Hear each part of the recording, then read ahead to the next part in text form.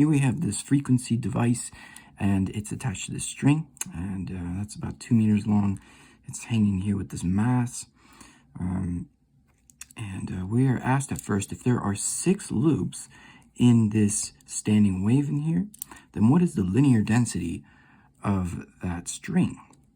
Well, one thing that we can figure out real quick here is the tension, because the tension is going to be the mass times the gravity. So that would just be 4 times 9.81, and so that would be 39.24. So since we know that, what we're probably going to be needing to do is figure out from the velocity what is that linear density there.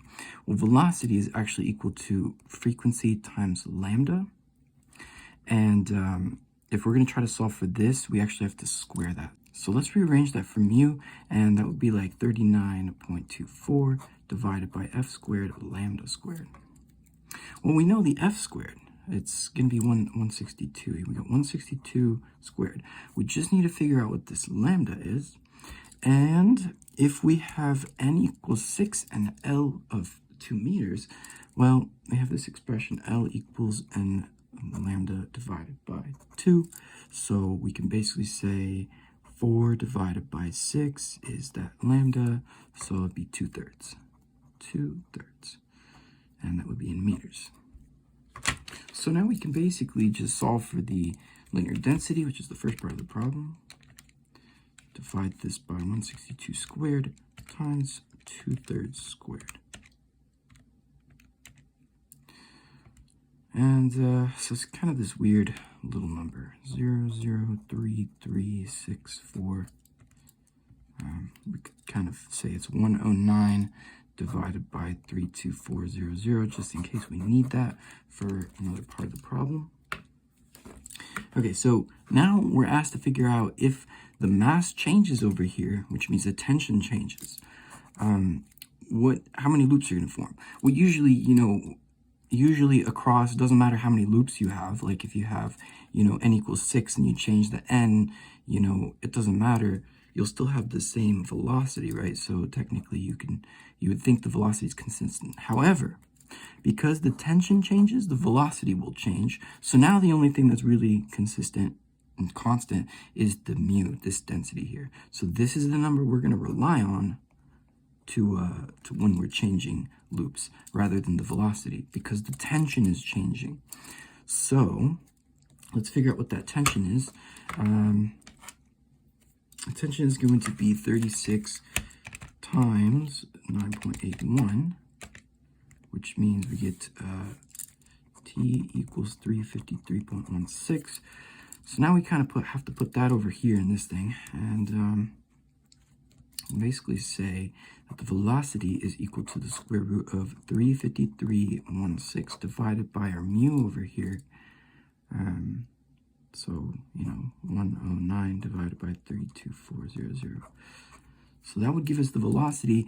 And then if we're trying to find the n, let's remember that we can just basically say f lambda. The frequency is going to be the same. So we have 162. And then that's going to be multiplied by the lambda. So we're really solving for lambda here. Okay, let's put this on the other side, 162 like that. So now we're solving for lambda. And because we're solving for lambda, we can eventually solve this expression, because we know 2 would be equal to n, and then we would know the lambda, and then we can divide that by 2. Of course, I guess that would just be 4 on this side. So, but anyway, so let's see what that lambda is. And let's basically solve for n here. So let's just kind of say that n would be equal to 4 divided by lambda. Okay.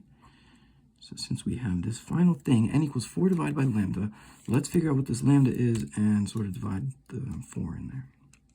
Square root of 353.16, divide that by 109 divided by 324. And then we're going to divide that whole thing by 162. Oh, so the lambda is actually just 2. And if we do 4 divided by 2, we should just get the 2 loops. So there are 2 loops in the second piece here, because n equals 2. We figured out n equals 2. Okay, and then in the next one, if we change this tension over here, 14 times 9.81 gives us a tension of 137.34. So once we put that into the velocity equation over here, try to solve for n again, the wavelength is going to be like the square root of 137.34. And again, we divide it by the 109 divided by 324, like that. And then we'll still divide that by the same frequency. So we get this weird wavelength of 1.25 or something. We try to divide that. We get an n of 3.2. Now that's not going to work. These n's have to be integers. They can't just be these decimals and stuff. So so yeah, this will create 0 loops. 0 loops. It just doesn't do anything.